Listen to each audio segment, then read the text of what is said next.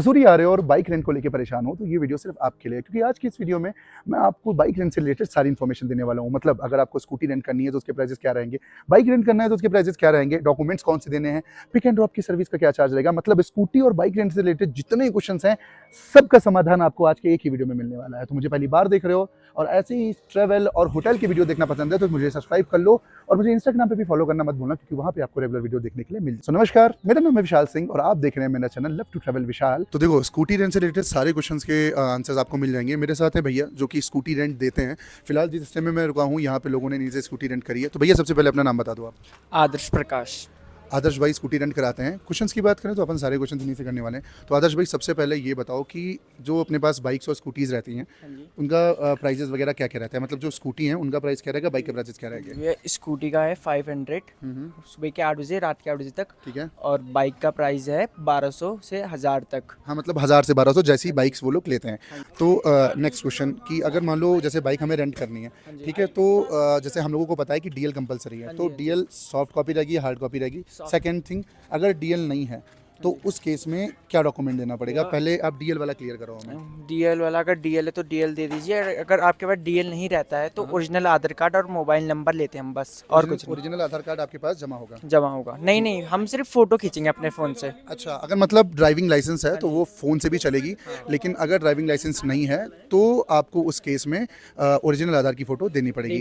अच्छा, ये बताओ जैसे मान लो किसी को 12 घंटे से कम के लिए स्कूटी लेनी है तो उसके चार्जेस या वही चार्जेस रहेंगे जो पहले। हाँ जी, सेम ही रहेंगे। ठीक है। और अगर मान लो रात में 8 बजे के बाद अगर कोई स्कूटी जो है वो डिलीवर करता है तब उसका क्या सिस्टम रहेगा। मतलब उसमें एक्स्ट्रा चार्जेस ऐड होंगे कुछ। हाँ जी, अगर वो लेट आता है, कुछ भी ऐसे कुछ प्रॉब्लम आती तो चार्ज उसे देना पड़ेगा। ठीक है। अच्छा देखो, सबसे पहला यहाँ पहाड़ों में एक चीज़ होती है, जैसे पिक एंड ड्रॉप का सिस्टम चलता है कि आप डायरेक्टली होटल में स्कूटी छोड़ देते हो और फिर होटल से ही अपना ड्रॉप करते हो।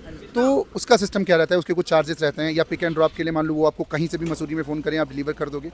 पहले आप ये बताओ कि चार्जेस क्या क्या रहते हैं। या चार्जेस नहीं, अगर होटल हो तो हम उन्हें बोलते हैं, पहले जैसे ही हम स्कूटी देने आते हैं हम उन्हें बोलते हैं होटल है तो यहीं पे पार्किंग में खड़ी करके जाओ स्कूटी और रिसेप्शन में चाबी दे जाओ। और इससे ज़्यादा हम कुछ नहीं कहते उनसे। तो पिक एंड ड्रॉप का बिल्कुल सिस्टम ये है कि कोई चार्जेस नहीं है।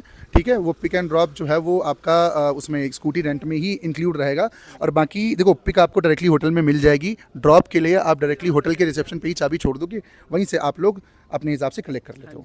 अच्छा, कौन कौन सी ऐसी चीज़ें हैं जो मसूरी में अगर आप स्कूटी रेंट देते हो तो आप उनको बताते हो कि ध्यान रखना है उन्हें उन चीज़ों का। एक मसूरी में ट्रिपलिंग बहुत प्रॉब्लम है, ट्रिपलिंग नहीं होनी चाहिए। ठीक है। और कंपलसरी हेलमेट है जो ड्राइव कर रहा है उसके लिए कंपलसरी है। और अपने पास ड्राइविंग लाइसेंस होना चाहिए और आधार कार्ड होना चाहिए ताकि आगे प्रॉब्लम ना हो।